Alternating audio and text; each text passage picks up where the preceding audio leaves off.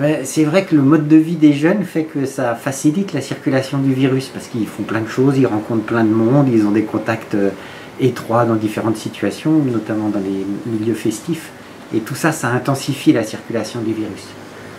Le problème n'est pas tellement pour eux-mêmes parce qu'ils sont assez résistants, ils ne font pas des maladies très graves avec le virus, mais ils participent à l'intensification de la circulation du virus qui forcément un jour va déborder un peu sur les populations plus fragiles comme les sujets âgés ou les sujets avec des maladies chroniques. Le plus important, je pense, c'est de leur dire que la situation pour l'instant n'est pas aussi grave que ce qu'elle était au mois de mars. Donc on n'en est pas encore à proposer de confiner tout le monde, de rester bloqué chez soi et de ne pas sortir à plus d'1 kilomètre de la maison. Et qu'il faut essayer de garder cette situation-là, de pouvoir quand même continuer à sortir, à se promener, à vivre, éventuellement aller boire un petit verre à une terrasse de café de temps en temps.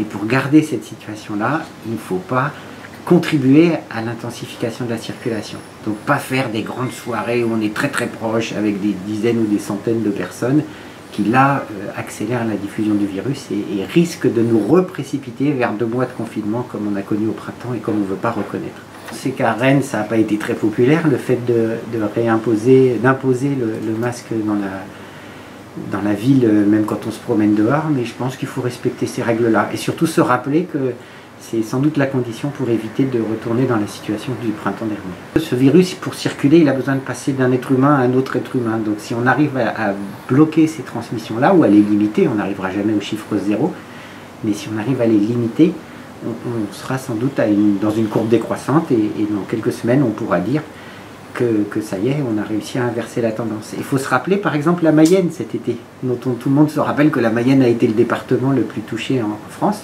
métropolitaine. Et ben, ils ont fait ce qu'il fallait pour ne plus être le département le plus touché. Donc il y a moyen d'inverser la tendance.